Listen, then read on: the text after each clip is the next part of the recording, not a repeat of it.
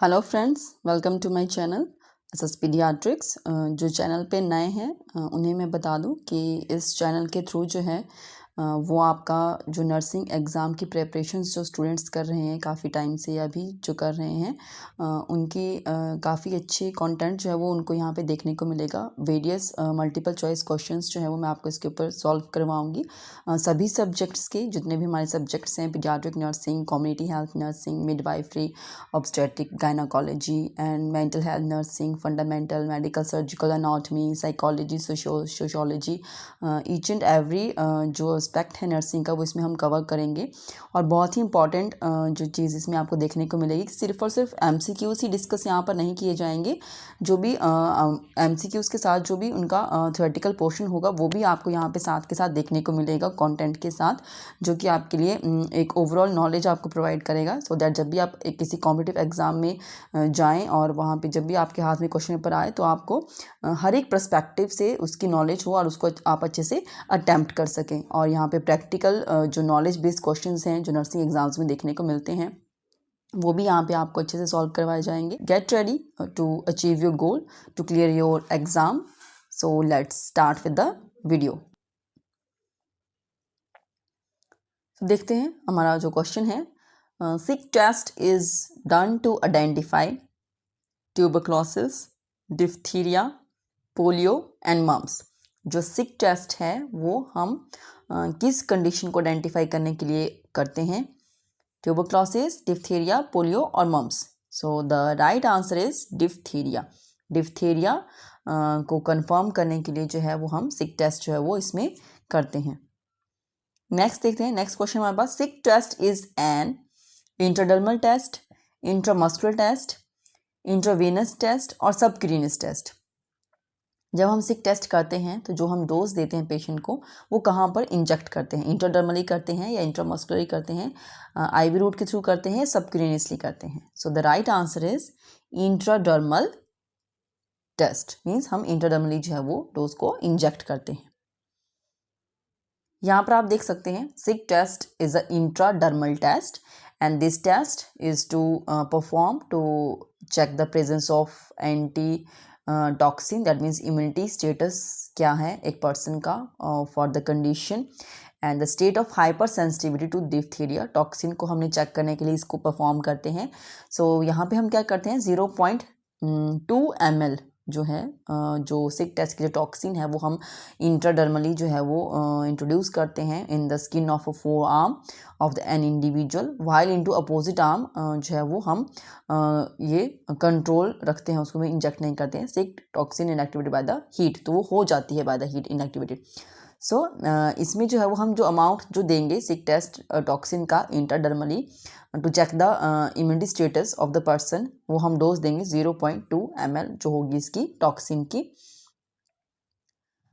जो रिजल्ट हैं उनको हम ये आप यहाँ पे देख सकते हैं इस पिक्चर में साइन ऑफ, अगर मैं इसको थोड़ा सा यहाँ पे जूम करके आपको दिखाती हूँ, this is the sign of antigen injection जो है वो यहाँ पे दिया गया है यहाँ पर, और ये रिएक्शन है टू द एंटीजन। तो इस रिएक्शन के बेस के ऊपर क्या इंटरप्रिटेशन यहाँ पर बनती है वो हम देखेंगे। Result can be interpreted as positive reaction कब कहेंगे? जब जो टेस्ट के जो रिजल्ट है वो हम किस फॉर्म में देखते हैं, इन अ रेड नेक्रोटिक एरिया देखने को मिलेगा। जैसे अभी मैंने आपको उस पिक्चर में दिखाया, एक रेड नेक्रोटिक एरिया आपको देखने को मिलता है पर्सन की इंजेक्टेबल साइट के ऊपर of 5 to 10 millimetre in diameter with in 24 hours, reaching a maximum with in 4 to 7 days. तो वो 4 to 7 डेज तक काफ़ी जितना उसका एक रीच लेवल होता है मैक्सिमम उतना वो हो जाता है। And positive test indicate susceptibility to the diphtheria and thus require immunisation. तो फिर उस केस में हमें पर्सन को इम्यूनाइजेशन प्रोवाइड करनी पड़ती है। नेगेटिव रिएक्शन क्या है? मीन्स नेगेटिव इसका क्या हो सकता है result? No erythema on any arm indicating that the toxin has been neutralised by the anti toxin and the person is immune to the diphtheria. और स्यूडो पॉजिटिव रिजल्ट्स भी sometime देखने को मिलते हैं, तो वहाँ पर कोई रेड कलर की इन्फ्लेमेशन देखने को मिलती है विद इन 6 to 24 आवर्स और वो फिर डिसअपियर्स भी हो जाती है with in 4 days. On the another hand अगर पॉजिटिव रिएक्शन होगा तो वो डिसअपियर नहीं होती है, वो मैक्सिमम चलता है 4 to 7 डे तक। नेक्स्ट क्वेश्चन की तरफ चलते हैं। Cold chain storage temperature for vaccine in India में जो कोल्ड स्टोरेज का जो टेम्परेचर जो हम रखते हैं that is -2 degree Celsius to -8 degree Celsius. Option B 2 degree Celsius to 8 degree Celsius, 0 to 6 degree Celsius, 4 to 8 degree Celsius. So the right answer of this is 2 to 8 degree Celsius. Maximum जो vaccines हैं वो हम इसी temperature पर store करते हैं accept 1 और 2. तो वो क्वेश्चंस में आएंगी, आपको प्रीवियस क्वेश्चंस में भी आया है. अगर मैं यहाँ बता दूंगी तो फिर वो उसके आंसर्स आपको क्लियर हो जाएंगे. सो ओवरऑल जो कोल्ड चेन स्टोरेज का जो टेम्परेचर है फॉर वैक्सीन्स को स्टोर करने का that is 2 degree Celsius to 8 degree Celsius. Next चलते हैं नेक्स्ट क्वेश्चन की तरफ. The recommended level of fluoride in drinking water is 0.5 to 0.8 mg per litre, 0.8 to 1.2 milligram पर लीटर, 0.1 to 0.5 मिलीग्राम पर litre, 1.2 to 2.5 milligram पर litre. तो जो recommended level है फ्लोराइड का एक ड्रिंकिंग वाटर में कितना तक होना चाहिए, सो ये आपके पास ऑप्शंस हैं. So the right answer is 0.5 to 0.8 milligram पर लीटर तक का जो है वो एक लेवल होना चाहिए ड्रिंकिंग ऑफ वाटर में.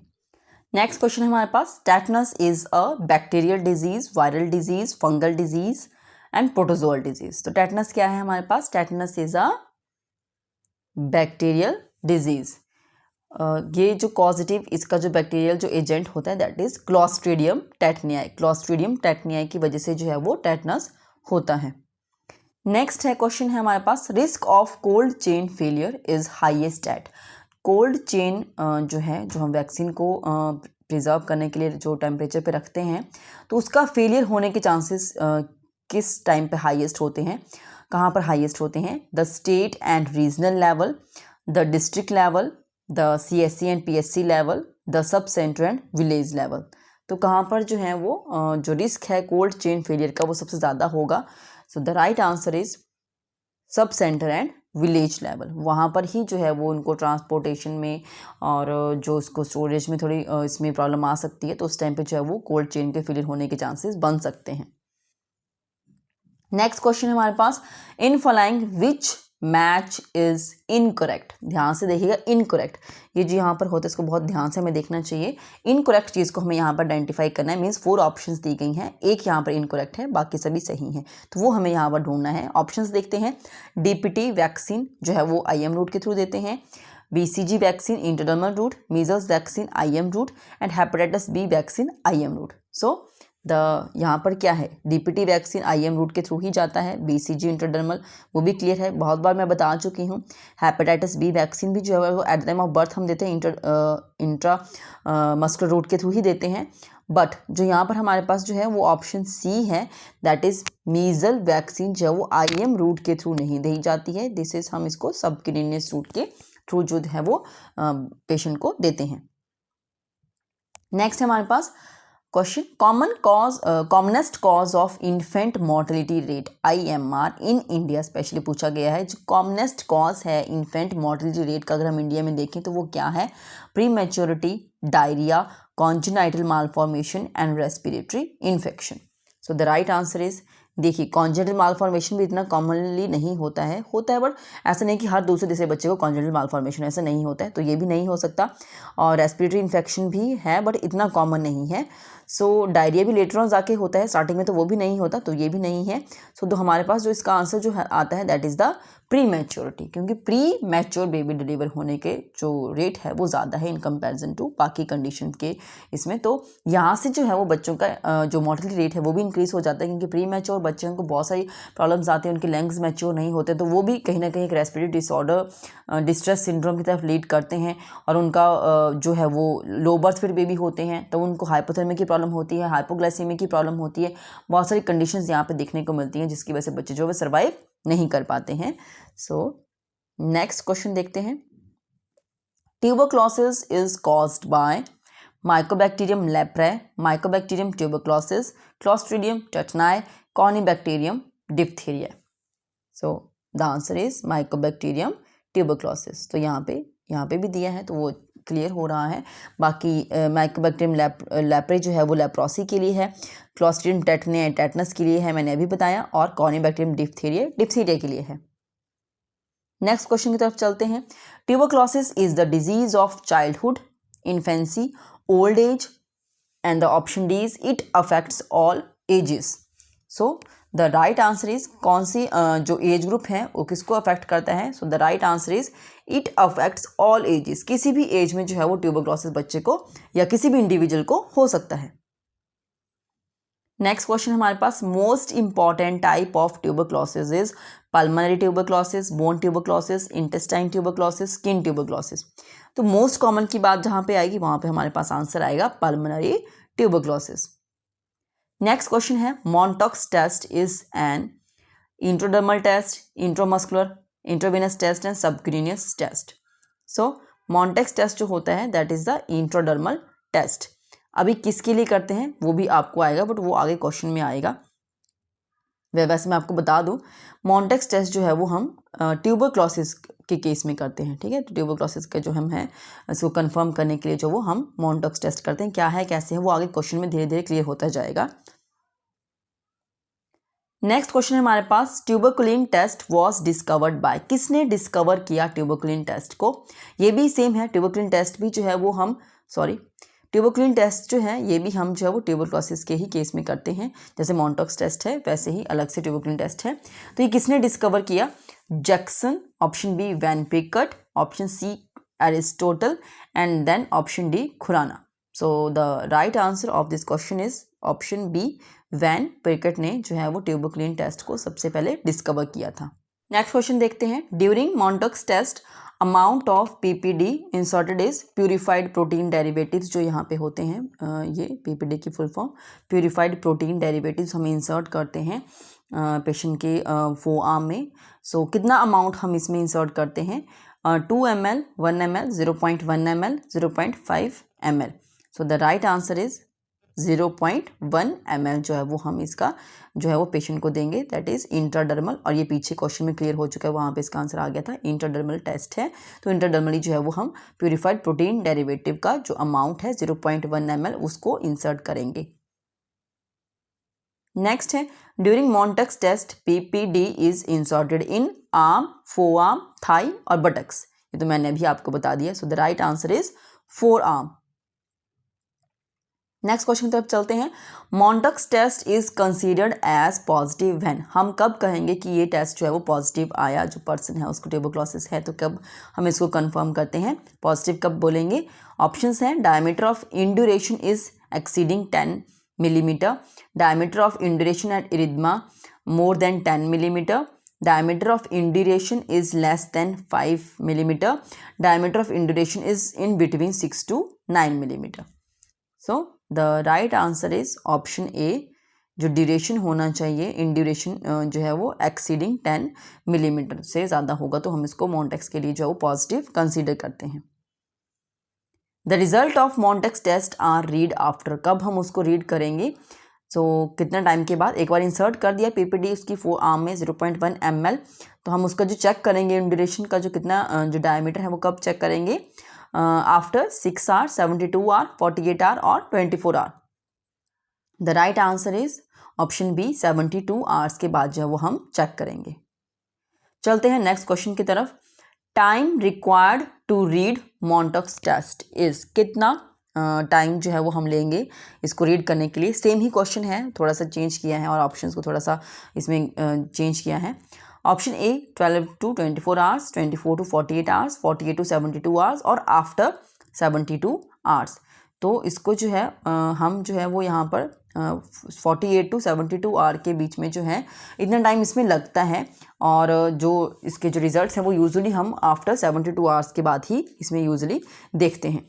ठीक है, तो हम इसका थोड़ा बुक टू बुक वेरी करेगा। सम टाइम जो है वो वैसे तो 72 आवर्स ही होना चाहिए इसका आंसर, बट ये रीडिंग के लिए कि हाँ चलो हम देख लेते हैं कि कितना इसका ड्यूरेशन आता है, तो सम टाइम 48 to 72 आवर्स के बीच में भी हम देख लेते हैं। सो यहाँ पर जो है इसका जो right answer that is 48 to 72 hours.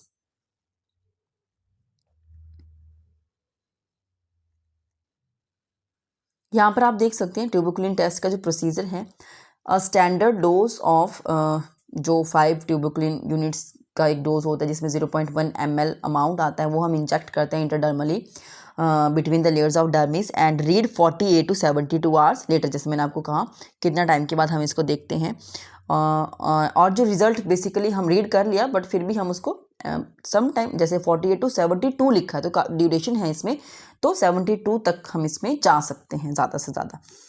This intradermal injection is termed the Montauk's technique.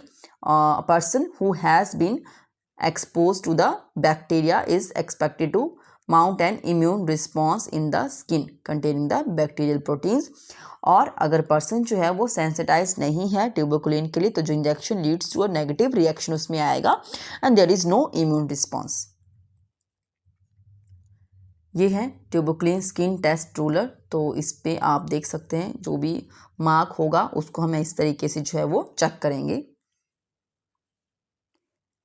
जो ट्यूबरकुलिन स्किन टेस्ट है, मॉन्डक्स टेस्ट है, is performed by injecting 0.1 ml of tuberculin purified protein derivatives into the inner surface of the forearm. Same ही चीज़ें हैं।